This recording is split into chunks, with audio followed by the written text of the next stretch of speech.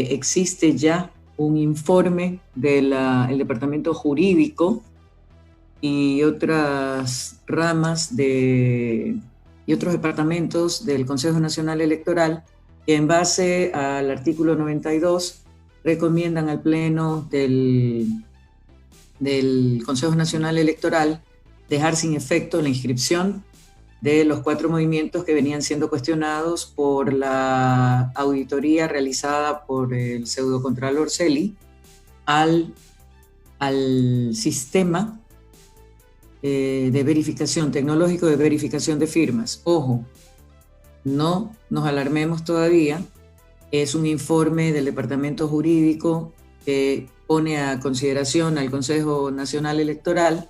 El Consejo tiene que reunir para conocer este informe y eventualmente tomar una decisión al respecto.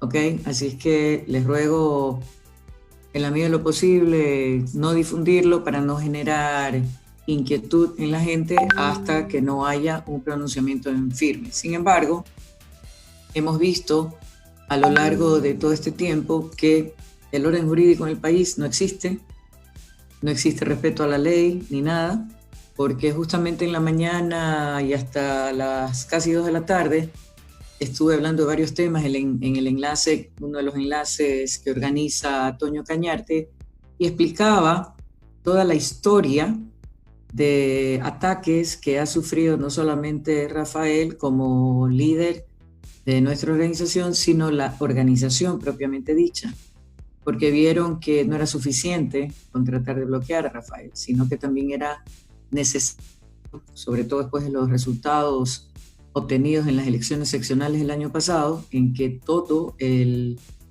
escenario era adverso a nosotros y sin embargo nos alzamos para ser la primera fuerza política del país. Así es que con ese resultado, que si bien era motivo de alegría para todos, para el gobierno actual se convertía en otra amenaza. Y las amenazas hay que destruirlas según el criterio de ellos.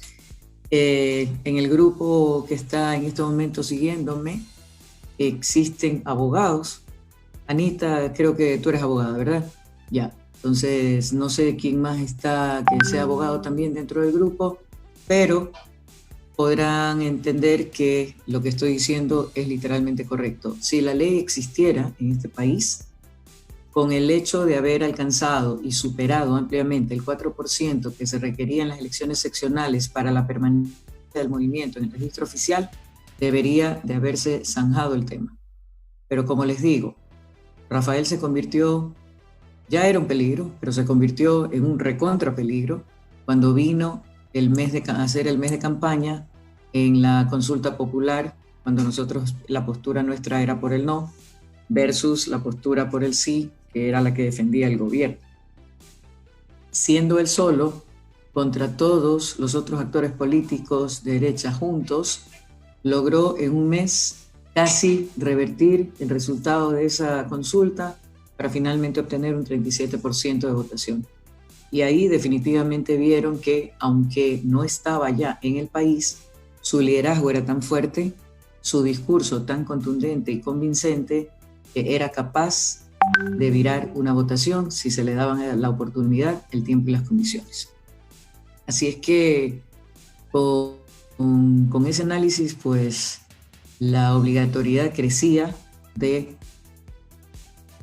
anularlo en su participación política. Y como les digo, el año pasado, a pesar de las condiciones en que nos tocó participar, con todo, sin recursos económicos, con toda la prensa y el bloqueo mediático, sin el tiempo suficiente para haber puesto candidatos en todas las dignidades que estaban para las elecciones, en todas las circunscripciones, con un universo de población que una cuarta parte no sabía si estábamos participando o no, una cuarta parte sabía que estábamos participando pero no sabía por quién, una cuarta parte creía que todavía éramos Alianza País y una cuarta parte sabía que las 5 representaban a Correa y a la Revolución Ciudadana. Así estaba dividido ese universo. A pesar de esa división, y de las condiciones, pues nos alzamos con un resultado que nadie esperaba. Y ojo, en ese nadie esperaba se incluye la dirigencia del movimiento, ¿ok? Y la prensa esa noche nos declaraba la sorpresa de las elecciones. A las entrevistas que nos habían sido negadas ahora abundaban de esos mismos medios. Y el CNE, después de los resultados oficiales, nos declaraba la primera fuerza política en el país. Eso nos convirtió en un problema y en un peligro adicional. Por lo tanto, la consigna era también sacar el movimiento. Y ahora sí, iban a estar a cuatro ojos, porque con el bloqueo que hubo para formar nuestro propio movimiento desde cero, ya ahora sí saben lo que hicimos y logramos el convenio con Compromiso Social.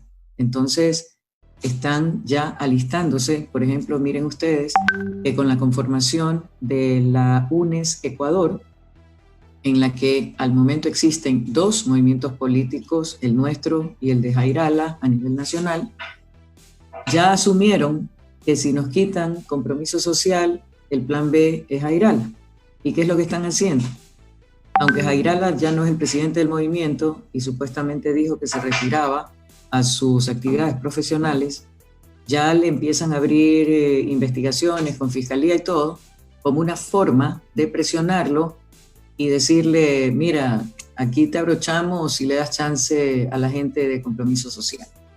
Lo que sí todo el mundo tiene que tener claro, y por eso es que pido que comprendan el sigilo y el silencio que tenemos en torno a las opciones que estamos manejando, justamente para evitar este tipo de cosas, que haya un direccionamiento, un ataque, una forma de presión real o inventada, porque eso es lo que hemos visto a lo largo de todo este tiempo, para justamente precautelar la opción de participación que debe ser garantizada y nos debemos de esa manera al pueblo ecuatoriano. Así es que la garantía de que vamos a participar.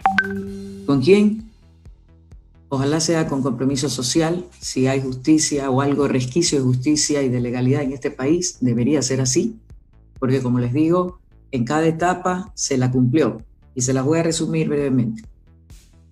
Sobrepasamos el 4% el año pasado, ya eso era lo que se necesitaba para permanecer en registro. En junio del año pasado empezó CELI con su informe y su auditoría, recomendaciones de revisar la legalidad de la permanencia de 4 movimientos en el registro, entre esos el nuestro.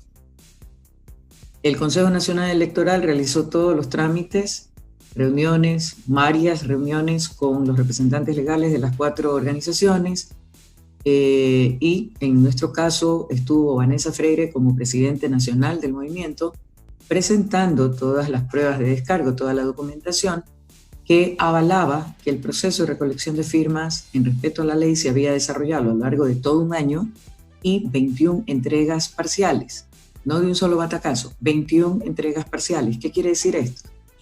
Recogían, entregaban, les avalaban unas, les desechaban otras, volvían a recoger, volvían a presentar, aprobaban unas, rechazaban otras, y así en 21 entregas hasta que se completó en un año la cantidad de firmas que requiere la ley para la participación, equivalentes a 1.5% del padrón electoral nacional, y incluso con una cantidad de firmas extras, o sea, superiores a la cantidad requerida, en más de 3.000.